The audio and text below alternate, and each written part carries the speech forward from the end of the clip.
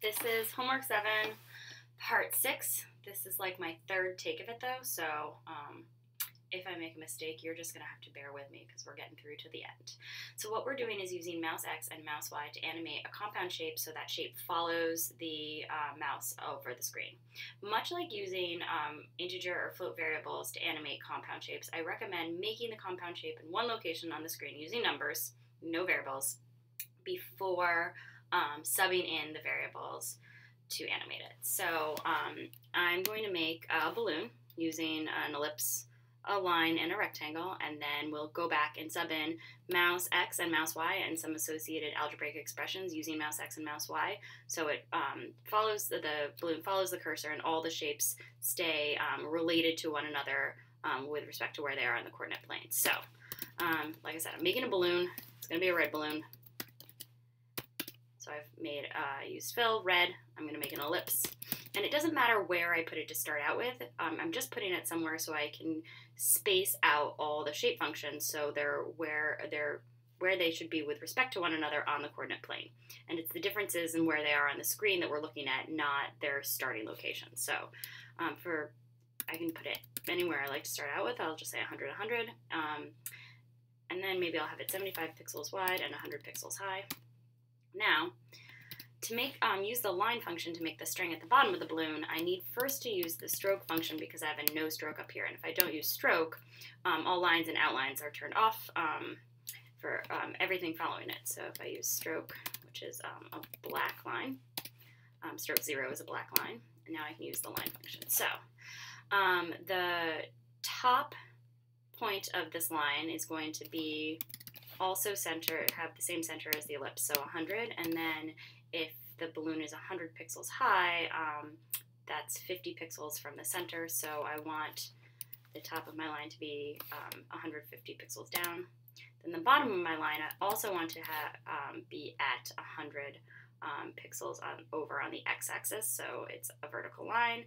And then let's see, if I wanted to have the string to also have a height of 100, I would need to have it end at 250 pixels down.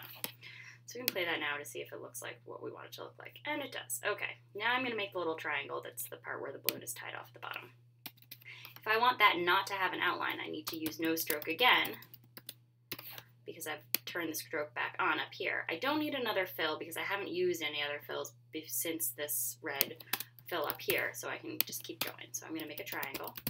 Now, the top vertex of the triangle is going to have that same top point as that line. So a value of 100 for the x-coordinate and 150 for the y-coordinate. Then the lower left vertex will be 90, so just 10 pixels to the left of center. And the y value is 160, so just 10 pixels below the top of the triangle. For the right, lower right vertex, if this is 10 pixels to the left of 100, I want the lower right vertex to have an x value that's 10 pixels to the right, so I'll say 110. But we want it to have that same y value, so we have that flat bottom of this triangle. So again, you can play to see if it looks like what you want it to look like. All right, there we go.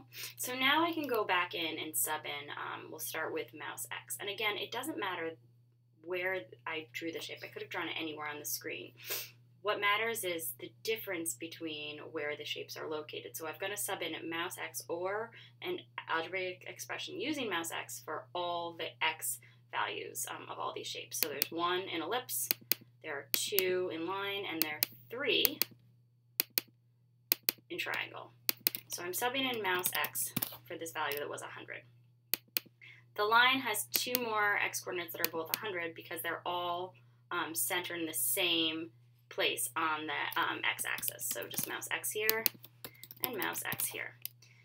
That first, that top vertex of the triangle is the same thing, centered on the same place on the x-axis, but the left vertex is 10 pixels to the left, so mouse X minus 10, so wherever the mouse is on the screen, this vertex will have an x value that's 10 pixels to the left, and the same thing with the one to the right. It'll be plus 10, so this vertex will always be to the 10 pixels to the right of center. If you played it now, we'll follow just the x-axis. Now we'll go back and do the same thing with y. I'm going to sub in mouse y here, and it was originally 100. So I always want the line to start 50 pixels below the center of the balloon, so that's mouse y plus 50. And I always want the bottom of the line to be 100 pixels below the bottom of the line, which is 50 pixels below, so I need to say mouse y plus 150, so 150 pixels lower than the center of the circle. This will be mouse y plus 50. Our original value was 100, so 150 is mouse y plus 50. Mouse y plus 60, and another mouse y plus 60. Now, the balloon will follow your cursor.